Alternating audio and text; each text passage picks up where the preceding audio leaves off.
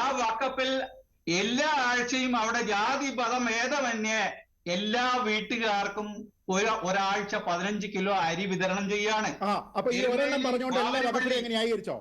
ഈ പറയുന്ന താജ്മഹൽ വന്നപ്പോ അത് വൺ ഓഫ് ആണെന്ന് പറഞ്ഞ് കേൾക്കാത്ത ആള് ഇപ്പൊ മലപ്പുറത്തുള്ള ഒരെണ്ണം പറഞ്ഞുകൊണ്ട് എല്ലാത്തിനും ന്യായീകരിക്കുന്നു.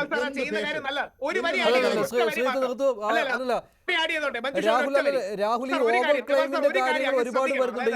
ഇന്ന് കേന്ദ്രമന്ത്രി ലോക്സഭയിൽ സംസാരിച്ചപ്പോഴും ഈ ഓവർ ക്ലെയിമിന്റെ കാര്യങ്ങൾ പറഞ്ഞിരുന്നു. അത് മാത്രമല്ല, വഖഫ് സ്വത്തുക്കൾ എങ്ങനെയാണ് അവർ തന്നെ മറ്റാവശ്യങ്ങൾക്ക് നൽകുന്നത് എന്ന് കർണാടകത്തിലെ 29,000 ഏക്കറിന്റെ കാര്യം വെച്ചുകൊണ്ട് അദ്ദേഹം പറയുകയാണ് വാണിജ്യ ആവശ്യങ്ങൾക്ക് നൽകിയിട്ടുണ്ട് എന്ന്. അല്ല, അവിടെയാണ് മഞ്ജുഷ് ഒരു കാര്യം, ഇങ്ങനെ ഓവർ ക്ലെയിം ചെയ്യാൻ വരുന്നതിനെ നമ്മുടെ മുസ്ലിം സമൂഹം ആക്റ്റീവായി തള്ളി പറയുകയും അത് ചെയ്യാൻ പാടില്ലെന്ന് പറയണം. അതോടൊപ്പം ഒരു വരി പറഞ്ഞ് അവസാനിപ്പിച്ചോട്ടെ, ഒരു വരി പറഞ്ഞോട്ടെ, ക്ലാരിറ്റി കൊണ്ടുവന്ന കൺസെൻസസ് ഞാൻ ഒന്ന് പറഞ്ഞോട്ടെ, ലെജിറ്റിമേറ്റ് ആണ്. ഞാൻ ഒരു വരി പറഞ്ഞോട്ടെ, നാളെ നമ്മുടെ ഇടതുപക്ഷ സുഹൃത്തുക്കൾ പലരും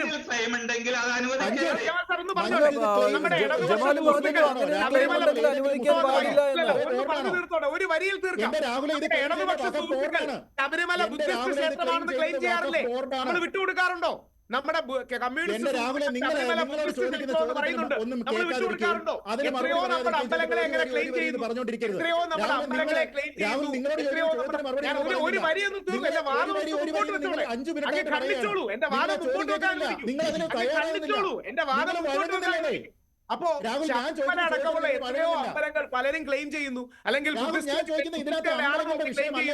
അപ്പോ ഇത്തരം ഓവർ ക്ലെയിമുകളെ നമ്മൾ ഡിസ്കറേജ് ചെയ്യണം. ഞാൻ ആ വാദം ഒന്ന് മുമ്പോട്ട് വെച്ചോട്ടെ, ഞാൻ ആ വാദം നമ്മുടെ അമ്പലങ്ങളെ പലരും അമിതമായി ക്ലെയിം ചെയ്യുന്നത് പോലെ മുസ്ലിങ്ങളുടെ ഭാഗത്തു നിന്നും തെറ്റുണ്ടാകാം, അല്ലെങ്കിൽ നമ്മുടെ ഭാഗത്തും പറഞ്ഞോ, ഞാനൊന്ന് പറയുന്ന പല എന്റെ മറുപടി ഒന്ന് കേട്ടോ, എന്റെ വാദം എനിക്കൊരു ചോദ്യമാണുള്ളത്. നിങ്ങൾ 10 മിനിറ്റായിട്ട് ഒരു വരി പറയുകയാണ്. എനിക്ക് ഒരു വരി പറഞ്ഞു ചോദ്യം ഒറ്റ വരി ഞാൻ പറയട്ടെ.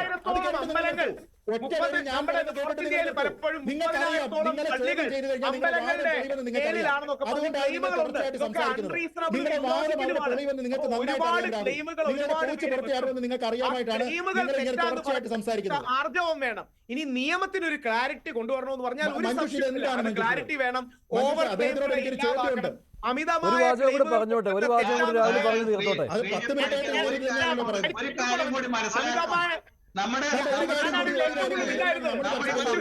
ശരി രാഹുൽ, ഒരു വാചകം പറഞ്ഞു തീർത്തു മനസ്സിലാക്കുന്നു കേട്ടോ.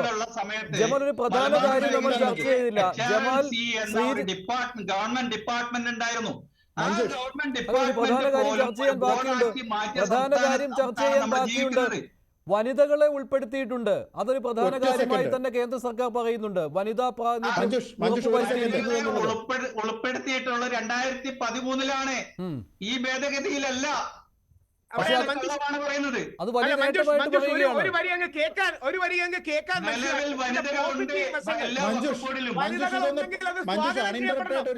നോൺ മുസ്ലിംസ് വേണ്ട മഞ്ജുഷ്, അതാണ് ഇതിലെ ബാലൻസ്. വനിതകൾ സ്വാഗതം ചെയ്യപ്പെടണം, പക്ഷെ അല്ലെങ്കിൽ ഫാത്തിമ ബീവി ഉണ്ടായിരുന്ന നാടാണിത്. വനിതകളെ ഞാൻ ആ വരി കൂടെ പറഞ്ഞ് അവസാനിപ്പിക്കാം. നിങ്ങൾ 15 മിനിറ്റ് ആയല്ലോ രാഹുൽ ഒരു വരി പറയുന്നു. അത് സുപ്രീം കോടതി ഇല്ലെങ്കിൽ നാളെ താങ്കൾ ഇടയ്ക്ക് പറയാതെ ശ്രീത്തെ രാഹുൽ ഒന്ന് പറയട്ടെ, രാഹുലിന് അവസരം കൊടുക്കൂ. അതെ, കറക്റ്റ്. അപ്പം വനിതകൾ വരുന്നത് സ്വാഗതാർഹമാണ്. ഇപ്പോഴാണെങ്കിലും 2013 കുഴപ്പമില്ല, വനിതകൾ വരുന്നത് സ്വാഗതാർഹമാണ്. പക്ഷെ നോൺ മുസ്ലിംസ് വേണ്ട. കാര്യം നമ്മൾ ഹിന്ദുക്കൾ ഓർക്കേണ്ടത് എന്താ, നാളെ നമ്മുടെ മേളിലും അധികാരം ഉറപ്പിക്കാൻ വേണ്ടി ഇടത് ഗവൺമെന്റോ വേറെ ഏതോ ഗവൺമെന്റോ ഇത് ചെയ്യും. ഈ ഒരു മതത്തിന് എഫക്ട് ചെയ്താൽ എല്ലാ മതങ്ങളെയും എഫക്ട് ചെയ്യും. ഒരു മതത്തിന് നമ്മൾ ദ്രോഹം ചെയ്താൽ എല്ലാ മതങ്ങളെയും ദ്രോഹം ചെയ്യും. ശബരിമല അടക്കമുള്ള കേസുകൾ നമ്മൾ കണ്ടതാണ്. അതുകൊണ്ട് കോടതിയിൽ എന്തായാലും ഇത് പോകണം, സുപ്രീം കോടതിയിൽ പോകണം. സുപ്രീം കോടതി ഇതിനൊരു ബാലൻസ് കണ്ടെത്തും. ചില കാര്യങ്ങൾ അക്സെപ്റ്റ് ചെയ്യും, ചില കാര്യങ്ങൾ വേണ്ടാന്ന് പറയും. അപ്പം മുസ്ലിം അല്ലാത്തൊരു സിഇഒ ഒക്കെ വേണമെന്ന് പറയുന്ന പ്രകോപനപരമാണ്.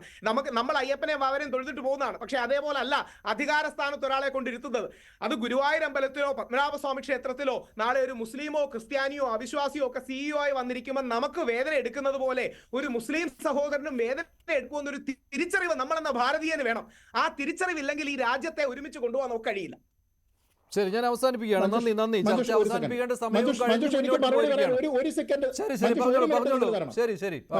നോക്കൂ, രാഹുൽ ഈശ്വർ ഇവിടെ പറഞ്ഞിരിക്കുന്ന ഒരു പ്രധാനപ്പെട്ട കാര്യമുണ്ട്. രാഹുൽ, ഇനി ഒരു മിനിറ്റ് താങ്കൾ അനിന്റർപ്രറ്റ് എനിക്ക് തരണം. അതിൽ പറഞ്ഞിരിക്കുന്ന ഒരു പ്രധാനപ്പെട്ട കാര്യം, ഇങ്ങനെ എക്സസ് ആയിട്ട് ക്ലെയിം ചെയ്യാൻ വന്നിരിക്കുകയാണെങ്കിൽ അതിനെ മുസ്ലിങ്ങൾ തള്ളി പറയണമെന്ന്. ആരാ രാഹുൽ ഈ എക്സസ് ആയിട്ട് ക്ലെയിം ചെയ്തിരിക്കുന്നത്? ഏതെങ്കിലും മുസ്ലിമാണോ? വഖഫ് ബോർഡാണ് ഈ ക്ലെയിം ചെയ്തിരിക്കുന്നത്. എന്ന് വെച്ചാൽ നിങ്ങൾ ഇപ്പൊ പറഞ്ഞിരിക്കുന്നത് മുസ്ലിങ്ങൾ വഖഫ് ബോർഡിനെ തള്ളി പറയണമെന്നാണ്. അതിനാണ് ഇപ്പൊ ഈ നിയമ ഭേദഗതി വന്നിരിക്കുന്നത്. 1. 2, താങ്കളുടെ ആ താരതമ്യം ഞാൻ ആദ്യം മുതലേ പറഞ്ഞു, തെറ്റാണ്, അബ്സേർഡാണ്. പത്മനാഭസ്വാമി ക്ഷേത്രത്തിലെ എന്ന് പറഞ്ഞാൽ പഴയ സ്വത്താണ്. പത്മനാഭസ്വാമി ക്ഷേത്രത്തിന്റെയോ തിരുവിതാംകൂർ ദേവസ്വം ബോർഡിന്റെയോ കൺസ്ട്രക്ട് അനുസരിച്ച് നിങ്ങൾക്ക് അതിലേക്ക് പുതുതായിട്ടുള്ള എന്തെങ്കിലും ലാൻഡ് ആഡ് ചെയ്യുന്നതിനുള്ള പ്രൊവിഷൻസ് അല്ല എഴുതി വെച്ചിരിക്കുന്നത്. നേരെ മറിച്ച് ഇതിൽ പറഞ്ഞിരിക്കുന്ന അനുസരിച്ച് നിങ്ങൾക്ക് if you have a reason to believe ഇത് നിങ്ങളുടെ പ്രോപ്പർട്ടിയാണ് എന്ന് തോന്നിക്കഴിഞ്ഞാൽ അത് ആഡ് ചെയ്യാം. എന്ന് വെച്ചാൽ ഇവിടെ പ്രോപ്പർട്ടി ഒരു സൈഡിൽ അക്യൂമുലേറ്റ് ചെയ്തുകൊണ്ടിരിക്കുകയും നിങ്ങൾ പണ്ടുള്ള ഒരു സ്വത്തിനെ പറ്റിയാണ് പറയുന്നത്. ഇത് രണ്ടും ആപ്പിളും ഓറഞ്ചുമാണ്, തമ്മിൽ കമ്പാരിസൺ ഇല്ല. അപ്പൊ എല്ലായിടത്തും കളിക്കുന്ന ബാലൻസ് കെ നായർ ഈ കാര്യത്തിൽ കളിച്ചത് കൊണ്ട് യാതൊരു വിധത്തിലുള്ള പ്രയോജനവും ഇല്ല. പ്രോപ്പർട്ടി എടുക്കാമല്ലോ. തിരുവിതാംകൂർ ദേവസ്വം പ്രോപ്പർട്ടി അക്വയർ ചെയ്തൂടെ? മുസ്ലിങ്ങളുടെയോ? അവർക്ക് വരുന്നത് അല്ലല്ല, if you have a reason to believe, Thiruvithamkoor Devaswom if you have a reason to believe, if you have a reason to believe, എങ്ങനെയാണോ? കോൺടെക്സ്റ്റ് ഒന്നുമില്ല. നിയമത്തിൽ എഴുതിയിരിക്കുന്നതാണ് കോൺടെക്സ്റ്റ്, നിങ്ങൾ വ്യാഖ്യാനിക്കുന്നതല്ല. നിയമത്തിൽ എഴുതിയിരിക്കുന്നതാണ് കോൺടെക്സ്റ്റ് രാഹുൽ. നിയമത്തിൽ എഴുതിയിരിക്കുന്നതാണ് കോൺടെക്സ്റ്റ്, നിങ്ങൾ വ്യാഖ്യാനിക്കുന്നതല്ല കോൺടെക്സ്റ്റ്. നിയമത്തിൽ എഴുതിയിരിക്കുന്ന നിങ്ങൾക്ക് തോന്നുന്ന റീസൺ പറഞ്ഞു കഴിഞ്ഞാൽ നിങ്ങൾ എടുക്കാമെന്നാണ്. നിങ്ങൾക്ക് അങ്ങനെ എടുക്കാൻ പാടില്ല.